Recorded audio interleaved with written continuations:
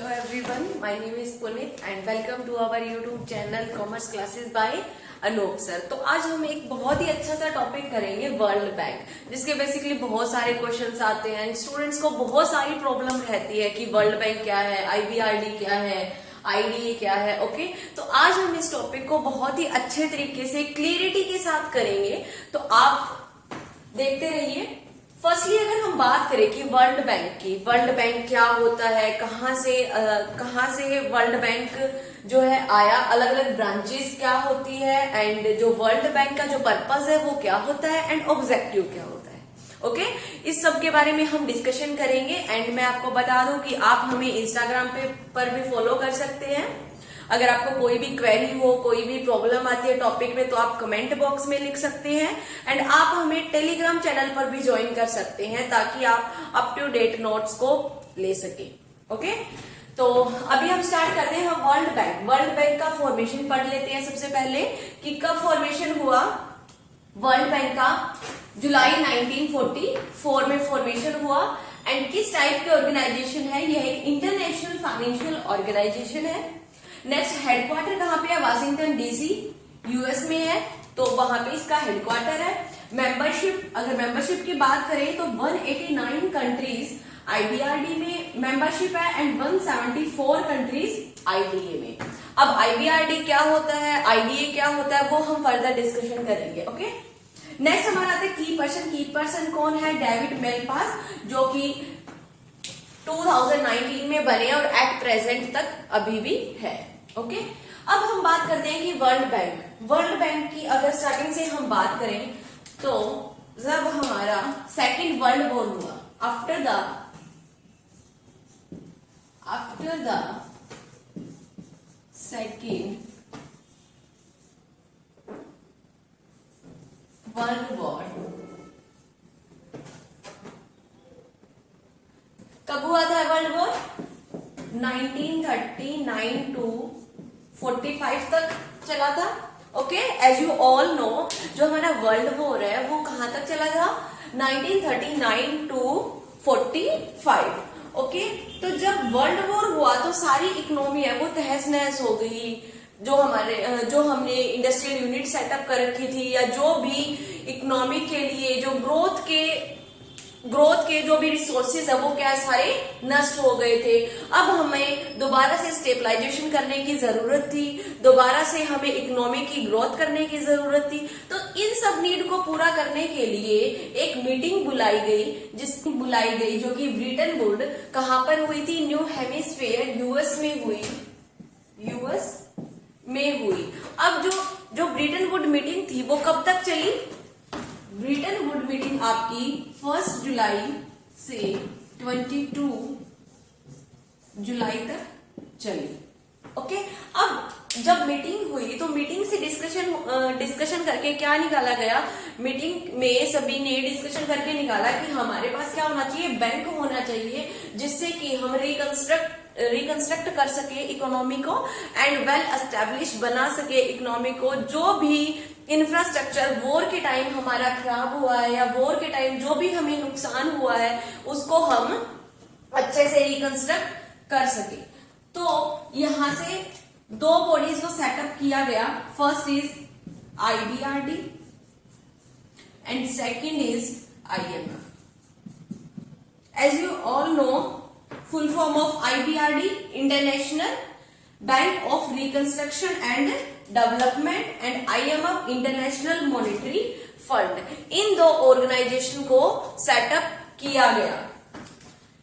अब जो Britain would की जो मीटिंग हुई थी वो हुई थी हमारी 1944 में। ओके, अब क्या किया कि दो ऑर्गेनाइजेशन बना दिए गए, आईबीआरडी एंड आईएमएफ। ओके, तो आईबीआरडी ने अपना काम स्टार्ट कब किया, 27 दिसंबर 1945 में। Okay, and IBRD is also known as world bank. IBRD is also known as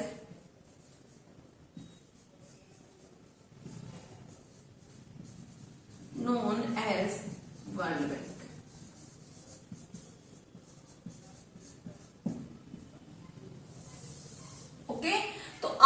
इसके अंदर कंफ्यूजन में बिल्कुल नहीं रहना, क्योंकि अगर अब समटाइम क्या होता है स्टूडेंट्स को हो जाता है कि आईबीआरडी और वर्ल्ड बैंक अलग अलग है या एक है, ठीक है। तो सबसे पहले जो हमारी ब्रिटेन बोर्ड में जो मीटिंग हुई थी वहां पे दो बॉडीज को बनाया गया था, firstly IBRD and second IMF.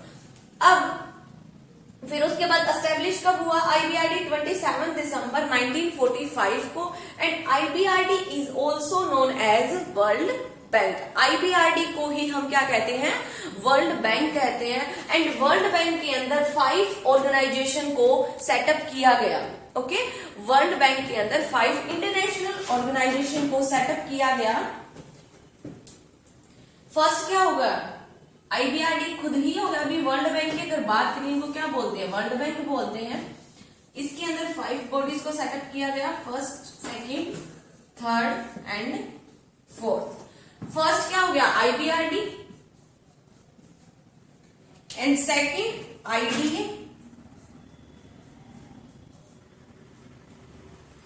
IFC, MIGA and SIJ.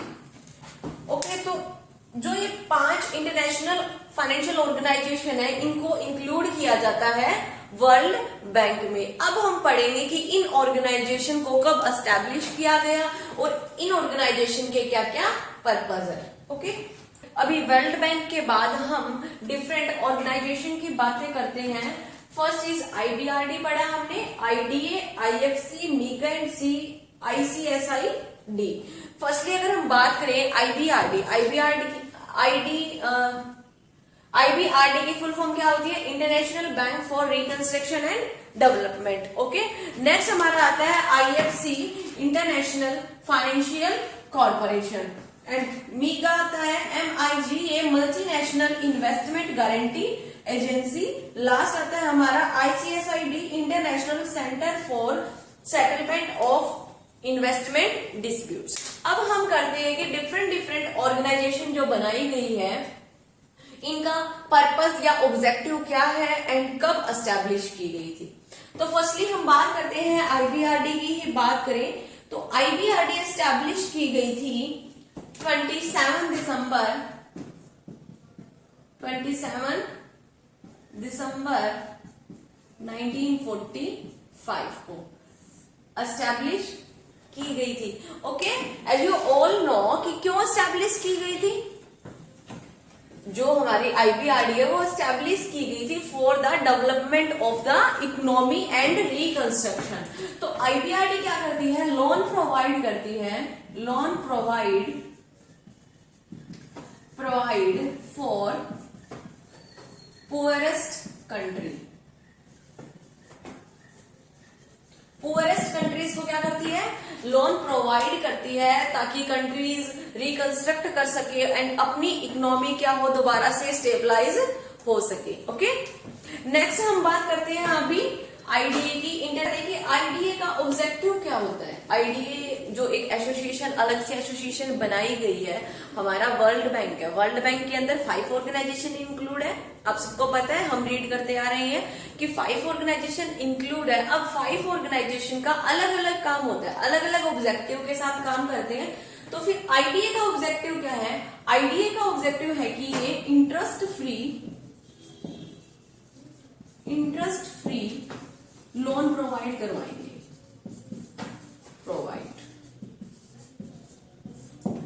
Okay, देते सभी लोन ही है बट अलग अलग ऑब्जेक्टिव के साथ देते हैं। अब जैसे कि आईबीआरडी आपको इंटरेस्ट फ्री लोन प्रोवाइड नहीं करता, बट जो आईडीए है आपको इंटरेस्ट फ्री लोन प्रोवाइड करता है। ये आपसे कोई भी इंटरेस्ट चार्ज नहीं करता और ये आपको लॉन्ग टर्म के लिए लोन प्रोवाइड करता है। ओके, एंड इसको हम बोलते हैं सॉफ्ट लोन विंडो। ये आपके लिए इंपॉर्टेंट क्वेश्चन भी बन सकता है पेपर के पॉइंट ऑफ व्यू से। इसको हम सॉफ्ट लोन विंडो भी बोलते हैं। किसको बोलते हैं? आईडीए को बोलते हैं। ओके, यहाँ तक आप सबको समझ आया होगा। नेक्स्ट हम करते हैं आईएफसी। आईएफसी की फुल फॉर्म क्या होती है? International Financial corporation. अब आईएफसी को कब एस्टेब्लिश किया गया? आईएफसी को एस्टेब्लिश किया गया 20 जुलाई 1956। अब जैसे आईबीए का एक ऑब्जेक्टिव रहता है, वैसे ही आईएफसीए का भी एक ऑब्जेक्टिव रहेगा। अब आईएफसीए क्या काम करता है? आईएफसीए भी लोन प्रोवाइड करता है, बट किसको लोन प्रोवाइड करता है? To private sector. Loan provide to private sector of less developed country.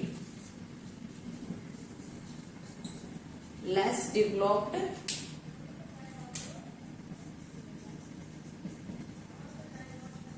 Countries. जो लेस डेवलप्ड कंट्री है एंड अपनी इंडस्ट्री को सेटअप करना चाहती है, तो उसको कौन लोन प्रोवाइड करेगा? आईएफसीए लोन प्रोवाइड करेगा।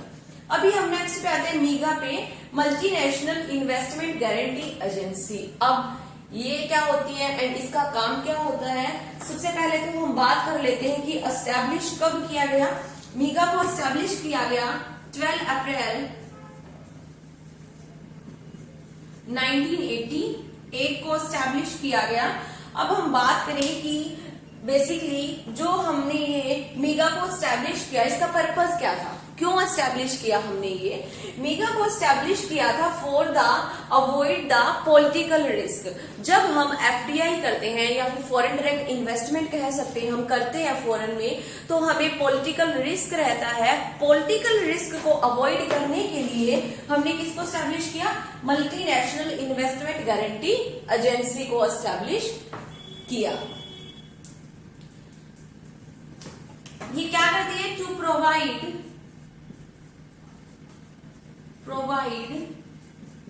इंश्योरेंस। क्या प्रोवाइड करती है आपको? इंश्योरेंस प्रोवाइड करती है अगेंस्ट पॉलिटिकल रिस्क। कोई भी पॉलिटिकल रिस्क ना हो, इसके लिए आपको इंश्योरेंस प्रोवाइड करती है MIGA. Next organisation and last organisation पर हम आते हैं अभी, तो उसका नाम है ICSID, international Centre for Settlement of investment dispute. अब डिस्प्यूट्स नाम आते ही शायद आपको थोड़ा सा एस्टिमेट हो गया होगा कि डिस्प्यूट्स क्या होता है। जब हम एफडीआई करते हैं या फॉरेन ट्रेड एक्सपोर्ट इंपोर्ट करते हैं, उस टाइम हमें क्या हो जाता है? कुछ डिस्प्यूट्स हो जाते हैं, ट्रेडर के साथ हो जाता है, या फिर कॉन्ट्रैक्ट को हमें कैंसिल करना पड़ता है। सम टाइम के डिस्प्यूट्स हो जाते हैं, बहुत सारे टाइप के डिस्प्यूट्स हो जाते हैं हमारे। तो उसको सॉल्व आउट करने के लिए किसको बनाया गया? ICSID को बनाया गया। इसको एस्टेब्लिश कब किया? 14 अक्टूबर 1965। कब एस्टेब्लिश किया गया? 14 अक्टूबर 1965 को एस्टेब्लिश किया गया। एंड इसका मेन वर्क क्या है? फॉर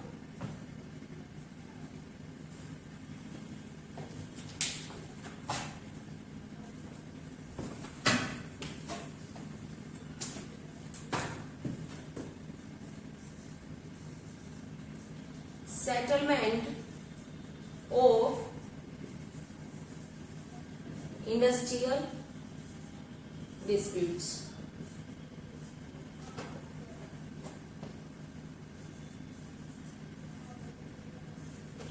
कि इंडस्ट्रियल डिस्प्यूट्स को क्या करेंगे? सॉल्व करेंगे। अगर कोई भी इंडस्ट्रियल डिस्प्यूट्स हो जाता है किसी भी इन्वेस्टर के साथ, या फिर कोई कॉन्ट्रैक्ट कैंसिल करना पड़ जाता है, या फिर जब हम एफडीआई करते हैं तो फॉरेन में कोई भी हमारे कॉन्ट्रैक्ट के साथ डिस्प्यूट्स हो जाता है, तो सॉल्व करेगा ICSID।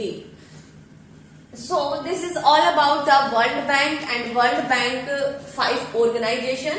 वर्ल्ड बैंक कब स्टार्ट हुआ था, कैसे स्टार्ट हुआ था, एंड 5 ऑर्गेनाइजेशन कौन कौन सी है, एंड 5 ऑर्गेनाइजेशन के वर्क क्या क्या है, तो इनको हमने सबको स्टडी किया है। अब हम नेक्स्ट स्टडी करते हैं various report of world bank. Economic prospect report को वर्ल्ड बैंक ने रिसेंटली पब्लिश किया है। कब पब्लिश किया? जून 2021 को पब्लिश किया। एंड इस रिपोर्ट के अंदर आपको ग्लोबल इकोनॉमी से रिलेटेड सारी इंफॉर्मेशन प्रोवाइड की गई है। एंड इस रिपोर्ट के अंदर अगर हम ओवरऑल बोले तो it has forecast Indian GDP 8.3%। कितनी? GDP 8.3% in the year 2021 to 2022। ये डाटा आपको इस रिपोर्ट के अंदर दिया गया है। नेक्स्ट अगर हम बात करें तो world development report world bank के द्वारा दी गई है। And easy of doing business ये भी वर्ल्ड बैंक के द्वारा दी गई है। And logistic performance index world bank के द्वारा दी गई है। तो ये कुछ टाइप की रिपोर्ट थी जो कि वर्ल्ड बैंक इश्यू करता है, टाइम टू टाइम आपको अपडेट रखता है वर्ल्ड बैंक की वेरियस रिपोर्ट। तो हमने वर्ल्ड बैंक के बारे में सारा पढ़ लिया है। अगर आपको फिर भी कोई प्रॉब्लम हो वर्ल्ड बैंक से रिलेटेड या वर्ल्ड बैंक के कोई भी ऑर्गेनाइजेशन से रिलेटेड, अगर आपको कोई प्रॉब्लम है, कोई टॉपिक समझ नहीं आया, तो आप हमें कमेंट बॉक्स में लिख सकते हैं। हमारा वर्ल्ड बैंक के बारे में, वर्ल्ड बैंक क्या होता है, कितनी ऑर्गेनाइजेशन होती है, क्या ऑब्जेक्टिव रहता है, तो इन सब के बारे में हमने डिस्कशन कर लिया है। अब हम करेंगे नेक्स्ट वीडियो में फर्दर। एंड तब तक आप करते रहिए, वीडियो को शेयर कीजिए, लाइक कीजिए एंड सब्सक्राइब कीजिए। Thank you everyone.